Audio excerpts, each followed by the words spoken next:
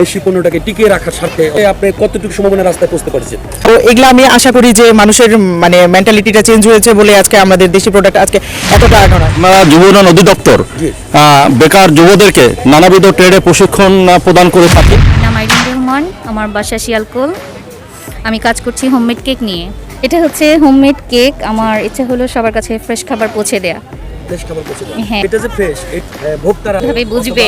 আমার অর্ডার আসে, অনলাইনে অর্ডার নেওয়া হয়। অর্ডার আসার পর আমি তৈরি করি। আগে থেকে কোনো কেক বানিয়ে রাখা হয় না। রয়েছে যে অনলাইনে যে পণ্যটা আসে অনেক হাত বদল হয়ে আসে, No, no, জায়গায় no. বসে থাকে, সেক্ষেত্রে তো এই মালটা পছন্দ হতে পারে, ডেট এক্সপায়ার হতে নো হবে না। এরকম কোনো আমি আমার বাসা থেকে সেল করি। আমার দোকান নেই কোনো। অনলাইনে অর্ডার কনফার্ম হওয়ার পর আমি কেক রেডি করি। আগের দিন অর্ডার দিতে হয় বা 2 দিন আগে কাস্টমাইজ অর্ডার করতে হয়। তারপরে যেদিন ডেট দেওয়া হয় ওদিন নিয়ে যায়। আমার নাম হচ্ছে রুকসানা ইসলাম লিসা। আমার প্রোডাকশন হাউসের নাম হচ্ছে তাজসমাহার। আমি মূলত দেশীয় প্রোডাক্ট নিয়ে কাজ করি। এই যুব উন্নয়ন থেকে আমি 4 মাসের একটা কোর্স করেছি। 4 মাসের কোর্স করার পরে আমি হচ্ছে আমার মানে বিজনেসটাকে কিভাবে রান করা যায় আমি রান করাচ্ছি। তো আমি মূলত আমাদের যেই দেশি পণ্যগুলো হারায় যেতেছে দেখা যায় যে অনেকে বিদেশি প্রোডাক্টের উপর আমাদের ফ্যাসিনেশনটা একটু বেশি। তো সেই ক্ষেত্রে হচ্ছে দেশীয় প্রোডাক্ট, দেশি কর্মী, দেশি যারা এগুলো তৈরি করে তাদেরকে বাঁচিয়ে রাখার জন্য আমি জাস্ট চেষ্টা করছি। আমার একার মাধ্যমে সম্ভব না। এটা হয়তো অনেকেই যদি আগায় আসে যে দেশি প্রোডাক্ট নিয়ে কাজ করবে তাহলে হয়তো সম্ভব। যে আমাদের অনেক কর্মী আছে যাদেরকে দিয়ে আমাদের প্রোডাক্টিভিটি বাড়ানো সম্ভব এবং আমরা সেগুলো দেশের বাইরেও মানে পাঠাতে পারি। এবং যেমন আমারই কিছু প্রোডাক্ট দেশের বাইরে বেশ কয়েকটা দেশে যাচ্ছে।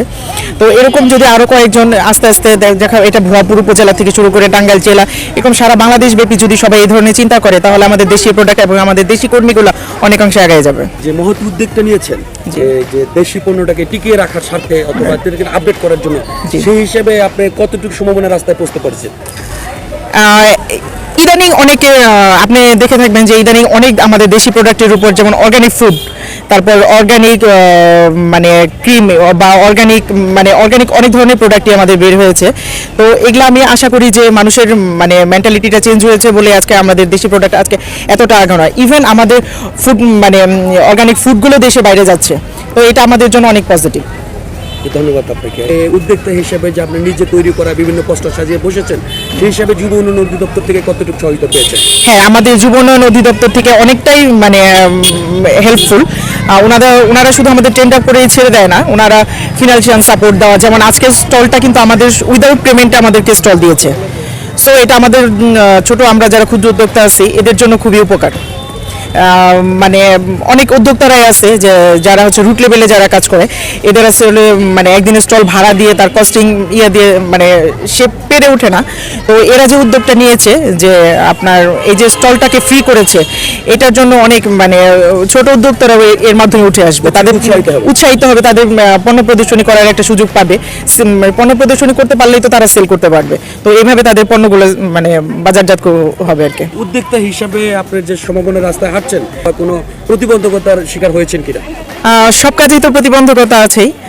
কিছু প্রতিবন্ধকতা তো থাকেই, বিশেষ করে আমাদের নারী উদ্যোক্তার জন্য মানে বেশ প্রতিবন্ধকতা সৃষ্টি হয় মাঝে মাঝে।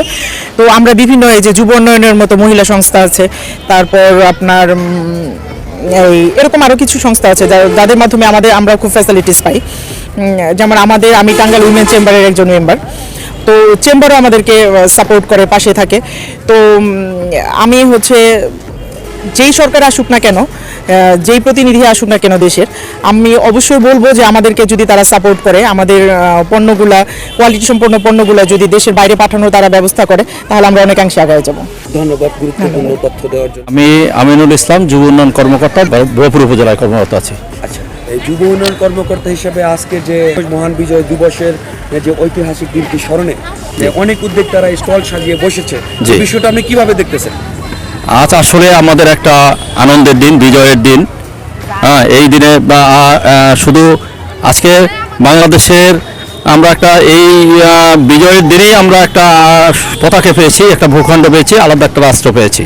তো এটা আমাদের অনেক আনন্দের এবং প্রাপ্তির প্রতীক। আপনাদের যে অধিদপ্তর কর্তৃক যে যুব উদ্যোক্তারা তাদের নিজ উদ্যোগে পণ্য সমাহার নিয়ে যে স্টল সাজিয়ে বসেছে, এই বিষয়টা কি আপনি কিভাবে দেখছেন? এটাও একটা আজকের এটা আমাদের আমরা যুব উন্নয়ন অধিদপ্তর জি। বেকার যুবদেরকে নানাবিধ ট্রেডে প্রশিক্ষণ প্রদান করে থাকি। তারই একটা অংশ হিসেবে আজকে এই বিজয় মেলার দিনে আমাদের এই প্রশিক্ষণ নিয়ে যিনি আজকের এই স্টলটা দিয়েছেন, উনি রোকসানা ইসলাম।